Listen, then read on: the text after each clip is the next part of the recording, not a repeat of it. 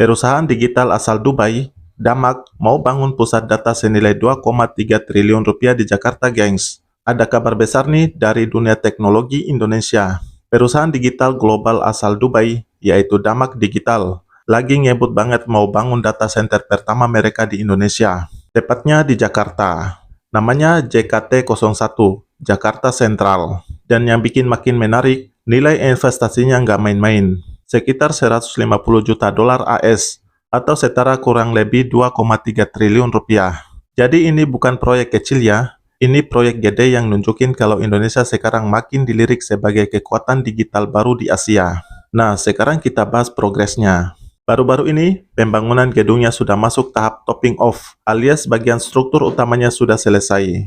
Gedungnya sendiri terdiri dari 6 lantai, dan berlokasi di kawasan strategis MT Haryono, Jakarta. Total luas bangunannya sekitar 15.000 meter persegi, berdiri di atas lahan 3.600 meter persegi. Kebayangkan segede apa? Terus kapasitasnya juga gila. Data center ini dirancang bisa menyalurkan daya hingga 19,2 MW. Selain itu, fasilitasnya bisa menampung sampai 1.350 rak server dengan kepadatan tinggi. Artinya, tempat ini bakal jadi rumah buat banyak banget data digital. Mulai dari layanan cloud sampai sistem teknologi canggih lainnya. Bukan cuma besar, tapi juga canggih dan ramah lingkungan.